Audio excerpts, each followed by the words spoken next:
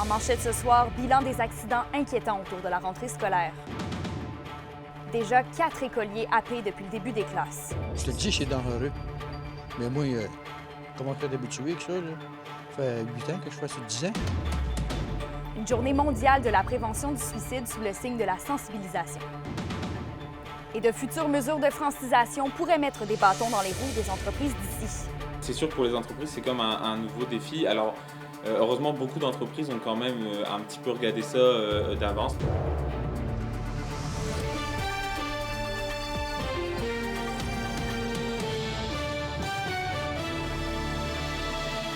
Bon début de soirée et merci de vous joindre à nous pour le TVA 18h. Eh bien, c'est une rentrée scolaire assez inquiétante en termes d'accidents. Le nombre de collisions avec des élèves depuis le début des classes est anormalement élevé, comme le jeune Nathan se souvient qui a perdu la vie il y a une douzaine de jours à Amos. Un reportage de Félix Blaquière. Cette rentrée des classes affiche un bilan inquiétant en sécurité routière aux abords des écoles et des autobus scolaires. Il y a eu 4 collisions avec des élèves dans la province, dont une mortelle dans la région il y a une douzaine de jours, selon TVA Nouvelles. Mais à Val-d'Or, des coins de rue sont plus problématiques que d'autres. Comme je t'ai dit, les polices, ce matin, ils n'ont poigné 3. Les autres, ils spots, ils s'en viennent par là-bas, là. Ils s'en viennent full pin, c'est 50. Quand tu arrives ici, c'est 30. La SAAQ rapporte que c'est en moyenne 800 accidents qui surviennent en zone scolaire par année au Québec et martèle que la vigilance aux abords des écoles et des élèves doit être une priorité pour les automobilistes tout au long de l'année. C'est bien sûr le respect de la signalisation en zone scolaire et en tout temps, les panneaux qui préviennent aussi le passage des élèves, le respect de la priorité au passage piéton aussi. L'organisme Pas une mort de plus fait le lien avec Nathan, 13 ans, qui a été mortellement happé par un véhicule à Amos le 27 août dernier. D'ailleurs, l'organisation propose au ministère des Transports des éléments pour son projet 48 qui modifie le Code de la sécurité routière. La route est à 90 km/h. Au Québec, c'est interdit aux éboueurs de traverser la rue quand la rue est au-dessus de 80 km/h. Mais on permet à un enfant de 13 ans de traverser cette rue-là à 90 km/h sans absolument aucun aménagement. Donc, pour nous, c'est un très bon exemple où une loi, un protecteur de l'usager de la route serait très, très efficace pour s'assurer qu'il y a des aménagements pour les piétons à cet endroit-là. De son côté, CAA Québec propose un projet pilote de brigade débarcadère et ils partageront leurs conclusions à la fin du mois d'octobre. Lorsque les jeunes arrivent à l'école, lorsque leurs parents décident de venir les porter en auto, en sensibilisant, en disant, écoutez, si vous apportez votre jeune, pour assurer un bon flot de circulation, évidemment, assoyez votre jeune à l'arrière, du côté passager, et à ce moment-là, lorsque la portière s'ouvre, il descend directement sur le trottoir, pas de l'autre côté. Félix Blaquière, RNC Nouvelles, Val-d'Or. Et d'ailleurs, justement, pour réduire les risques d'accidents, la Ville de La Sarre a apporté des modifications à l'intersection scolaire située entre la 5e avenue et la rue principale. Le marquage de la route a changé et la Ville a ajouté des arrêts obligatoires dans toutes les directions. D'autres changements pourraient être apportés dans les prochains mois, notamment pour les virages de camions et les véhicules lourds. Sur un autre sujet, c'est aujourd'hui la Journée mondiale de la prévention du suicide. Plusieurs activités sont organisées dans des centres de prévention de la région pour souligner l'importance de cette initiative. L'une d'entre elles a été organisée à Malartic cette fin de semaine. Et d'ailleurs, la directrice de ce centre de prévention rappelle que de simples petits gestes peuvent faire une différence dans la vie de plusieurs personnes. Et on ne pourra jamais assez le rappeler, mais si vous avez besoin d'aide pour vous ou l'un de vos proches, vous pouvez joindre, oui, le 1-866-APPEL. Chacun a un certain pouvoir d'aider un autre. Juste par porter attention, écouter, déjà là, c'est une bonne chose pour aider les gens. Il y a beaucoup d'activités durant l'année, juste pour dire, hey, n'oubliez pas ceux qui vont moins bien, parce que ceux qui vont moins bien, souvent, ils vont être portés à s'isoler, à moins sortir. Bien, juste des petites journées comme ça, un peu pop-up, ça nous permet de se rappeler que, oups, ça fait longtemps que je n'ai pas vu mon copain. Ah, tel ami, ça fait. Bien, un petit coup de fil, là, ça fait du bien. Un café, ça coûte rien, mais ça peut faire une grosse différence. Hein. Et d'ailleurs, Québec rehausse de 4,5 millions de dollars l'appui accordé au Centre de prévention du suicide. Le financement est en lien avec le programme de soutien aux organismes communautaires qui vise à renforcer la capacité d'agir des centres de prévention. Ceux-ci offrent, entre autres, une ligne d'intervention 24/7, de la sensibilisation à la population, du soutien à l'entourage d'une personne aux prises avec des idées suicidaires et des services pour les personnes endeuillées par un suicide. Vos réponses à la question du jour TVA, une présentation de la Clinique infirmière Nord-Ouest partout dans la région. Notre équipe peut vous recevoir pour un bilan de santé, une infection, le suivi de maladies chroniques et bien plus. Contactez-nous pour plus d'informations ou visitez notre site Web. Et à la question du jour, on vous demandait « Trouvez-vous que la population est assez sensibilisée en matière de prévention du suicide? » Vous avez répondu non à 58 %. À Rouyn-Noranda maintenant, des émissions de dioxyde de soufre inhabituelles ont été rejetées par la fonderie Horn le mois dernier. Le résumé d'André Audet. La Direction de santé publique a reçu un signalement d'urgence environnement le 20 août dernier, peu après 9 heures. L'émission de dioxyde de soufre qui avait débuté 1 heure auparavant aux évents de la fonderie Horn était en lien avec le redémarrage du convertisseur Noranda. Glencore qui confirme avoir pris des mesures rapidement pour régler la situation et qu'elle a été signalée au ministère de l'Environnement. Et ce, même si les concentrations provenaient des activités normales de l'usine. La DSP précise que les travailleurs sur place avaient des protections adaptées et la consigne de les porter. Aucun signalement qui rapportait une intoxication au dioxyde de soufre n'a été fait à la direction de la santé publique par l'urgence du centre hospitalier de Rouyn-Noranda. L'analyse a révélé toutefois que les concentrations mesurées étaient susceptibles d'incommoder et de poser un risque pour la santé des habitants de Rouyn-Noranda. Mais la sécurité civile a été avertie pour que les habitants potentiellement incommodés soient pris en charge convenablement s'ils se présentaient à l'urgence. Les stations de mesure de la ville indiquaient une hausse des concentrations de SO2 au moment de l'événement, soit environ 15 fois inférieure aux valeurs mesurées sur le site par la fonderie Horn. Par courriel, Glencore mentionne que les concentrations ont été de courte durée et en tout temps inférieures aux limites prévues par le règlement sur l'assainissement de l'atmosphère sur l'ensemble des stations d'échantillonnage à l'extérieur du site de l'usine. L'entreprise ajoute avoir reçu 2 signalements en lien avec cette situation et qu'ils ont été traités selon leur processus de gestion. André Audet, RNC Nouvelles, Rouyn-Noranda. La communauté de Kitsakik s'est mobilisée pour retrouver 2 enfants qui étaient disparus depuis hier soir. Et selon le chef Régis Pénosoué, les 2 jeunes, âgés d'environ 10 ans, ont été retrouvés aujourd'hui un peu avant midi. Une équipe de recherche au sein de la communauté avait été mise en place pour entamer les recherches qui étaient en collaboration avec la Sûreté du Québec. Et dans le dossier de l'immigration maintenant, le français est au cœur des préoccupations du gouvernement Legault. Toutefois, les nouvelles mesures proposées pourraient ralentir l'arrivée de travailleurs étrangers dans les entreprises de la région. L'heure est donc aux solutions. Reportage d'Anthony Dallaire. Le ministère de l'Immigration, de la Francisation et de l'Intégration a annoncé à la fin de 2023 de possibles nouvelles mesures concernant la francisation. Ces mesures auraient donc pour but de renforcer l'apprentissage de la langue française au Québec, mais pourraient avoir des impacts ici. Fait qu'on parle plus en fait de l'intégration et du maintien en emploi sur le long terme. C'est plus ça que ces nouvelles mesures-là vont impacter. En plus de devoir montrer une certaine qualité linguistique à l'embauche, le travailleur devra maîtriser un français de niveau 5 pour renouveler son permis de travail après 3 ans d'emploi, soit un niveau où une personne devrait être en mesure de comprendre l'essentiel d'une conversation portant sur des sujets courants. S'il y a en fait une rétroaction de cette mesure-là, c'est-à-dire que si les personnes qui sont d'ores et déjà sur le territoire doivent se conformer lors de leur renouvellement de permis, doivent se conformer aux nouvelles exigences linguistiques, là, il y a un gros enjeu. Pour l'instant, aucune exigence n'est demandée et en contexte de pénurie de main-d'œuvre, ces travailleurs sont pour beaucoup essentiels au maintien d'activités d'entreprises de la région. Avec les entreprises, ce qui va être plus on va dire, problématique, ça va être d'aller chercher des emplois qui vont être ciblés dans des pays ciblés. Donc, on va comme rajouter, encore une fois, des filtres pour faire sûr d'avoir des profils qui vont correspondre, oui, aux besoins des entreprises, oui, à notre capacité d'accueil, oui, aussi à nos valeurs qui sont proches, mais là, on va rajouter la langue. Est-ce la fin des missions du CLD dans les pays non francophones? Pour l'instant, non, selon le Conseil de développement des entreprises au CLD de Rouyn-Noranda, mais il serait toutefois contradictoire, selon lui, que Québec continue d'encourager ce type de mission si le gouvernement venait à appliquer ces mesures.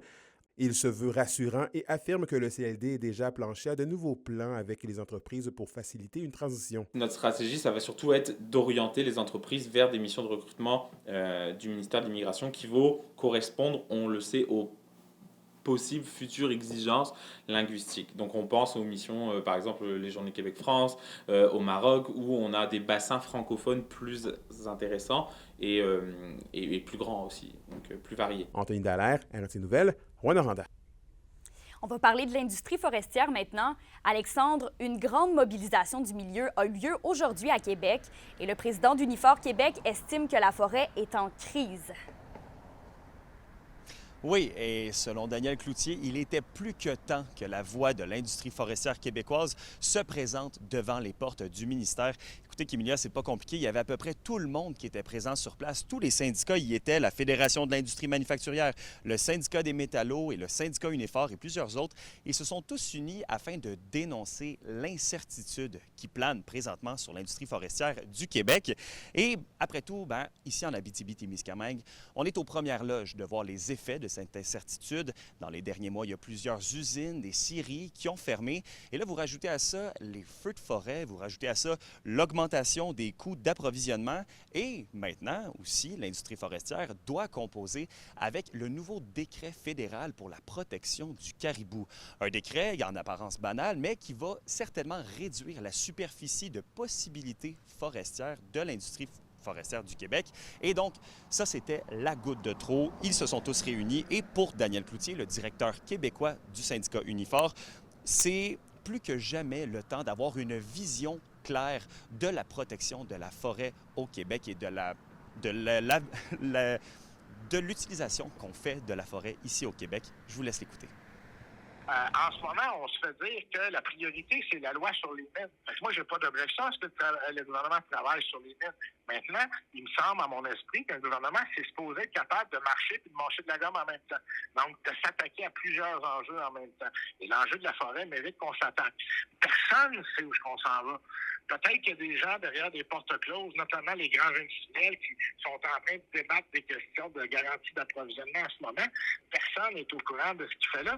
Puis les travailleuses, les travailleurs, les gens des communautés affectées devraient être au courant, devraient participer à ça, parce que c'est de leur avenir dont on parle. Et Alexandre, pour les différentes organisations, ce ne serait que le début de la lutte. Oui, tout à fait. La sortie d'aujourd'hui ne serait que le début, vraiment. On va se lancer après la sortie d'aujourd'hui dans une grande campagne de sensibilisation pour sensibiliser la population québécoise aux enjeux que vit l'industrie forestière du Québec. Et M. Cloutier m'a assuré que l'opposition à Québec sera rencontrée et que toutes les forces seront unies dans le but de vraiment faire entendre raison au ministère des Ressources naturelles et des Forêts du Québec. Et à travers tout ça, il y a également plusieurs pistes de solutions qui ont été émises, notamment la revalorisation de la ressource qui est le bois, carrément, et la mise en place d'un bureau de la transition forestière et d'un fonds pour la transition forestière. Bref, ce n'est pas les idées qui manquent. Maintenant, reste à voir si ce sera fait et qu'Emilia, c'est un dossier qui risque de ne faire que commencer. Oui, parfait. On garde un œil là-dessus. Merci, Alexandre. Bien, on poursuit avec la ville de Rouyn-Noranda qui veut verdir ses périmètres urbains. Lors du conseil municipal d'hier, un dépôt de demande d'aide financière a été fait dans le cadre du programme de financement Oasis. La ville demande une subvention de 345 000 $ pour soutenir la première phase de son projet appelé « Gestion durable du territoire et stratégie structurante de verdissement ». Le programme est articulé par le ministère de l'Environnement, de la lutte au changement climatique, de la faune et des parcs. L'indice boursier minier au TVA Nouvelle 18h est une présentation de GFM Groupe Financier. Dirigeants d'entreprises et particuliers, fiez-vous aux experts de GFM pour vos placements, assurance de personnes et assurance collective. Car pour vous, ils vont au-delà de la finance. La 3e édition du gala Rire la vie pour la prévention du suicide va avoir lieu ce soir à Rouyn-Noranda. Pour l'occasion, Patrick Roux et les Volubiles vont performer. Tous les détails après la pause.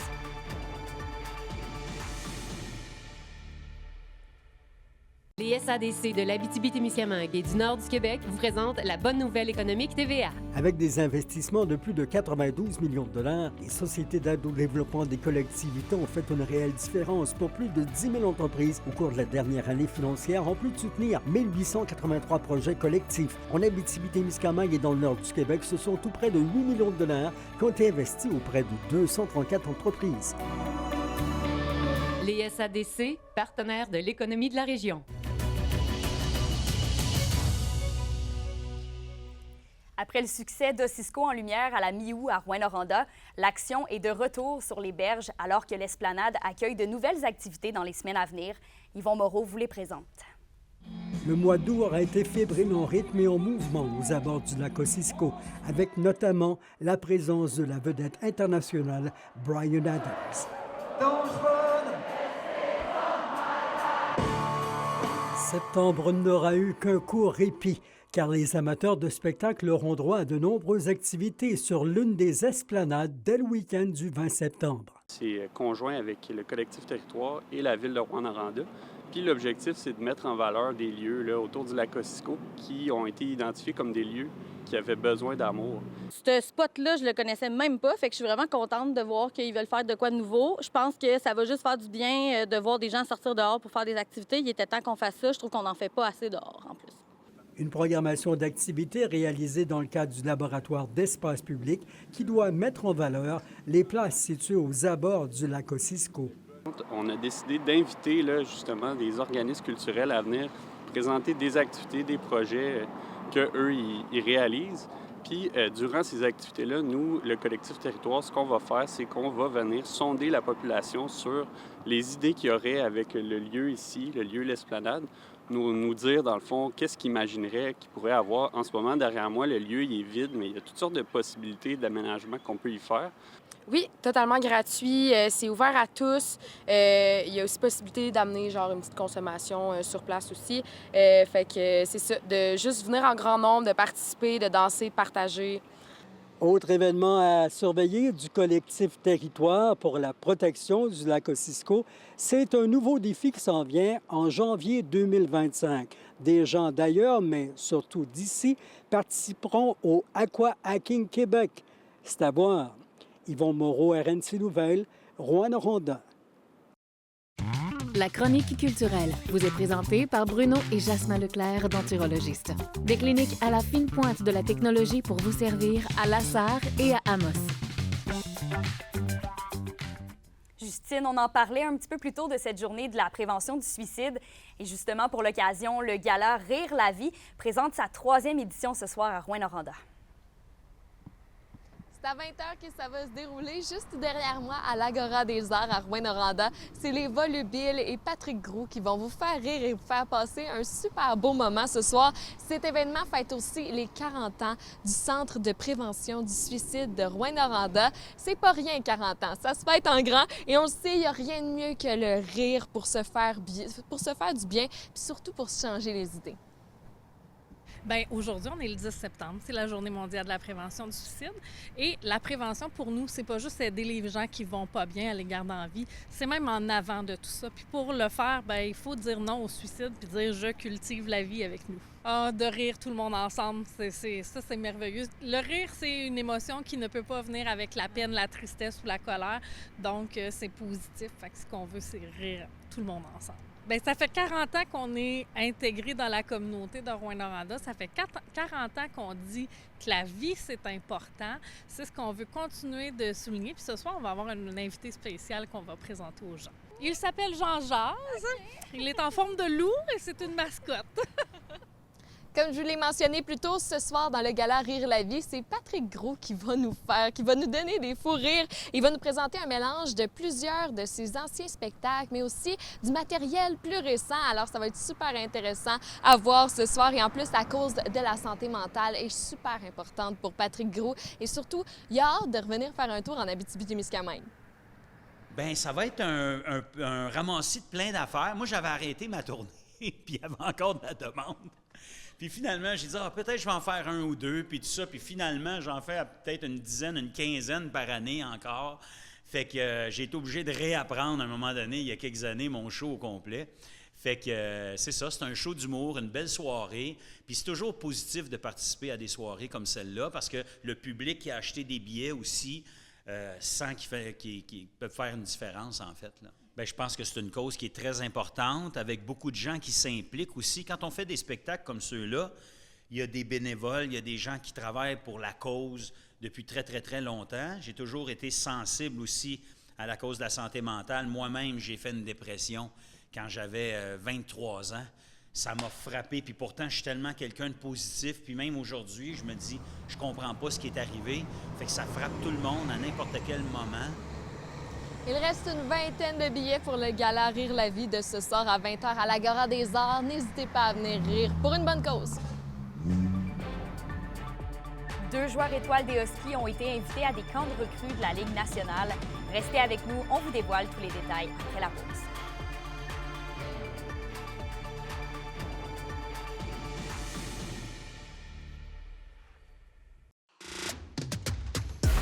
Les sports vous sont présentés par Thibaut GM, votre concessionnaire de confiance à Rouyn-Noranda, là où qualité et choix se rencontrent. À l'aube du début de la saison dans la Ligue nationale de hockey, 2 joueurs des Huskies de Rouyn-Noranda ont reçu l'honneur d'être invités à des camps des recrues de la Grande Ligue. D'abord, le meilleur pointeur de la LHJMQ l'an dernier, Antonin Véraud, s'envole pour la Caroline du Nord pour prendre part au camp des Hurricanes. S'il n'arrive pas à se tailler un poste dans la LNH, Véraud pourrait toujours revenir jouer pour une dernière saison à Rouyn-Noranda. Et il y a également le colosse de 19 ans, Benjamin Brunel, qui a été invité, lui, au camp des recrues de l'Avalanche du Colorado. Le joueur non repêché est attendu pour le début de la saison des Huskies, qui va débuter le 20 septembre prochain à Gatineau. Pour une nouvelle importante à nous communiquer, contactez-nous. Nouvelle au pluriel @rncmedia.ca, par téléphone 1-866 463 4636 et notre site web tvabitibi.ca.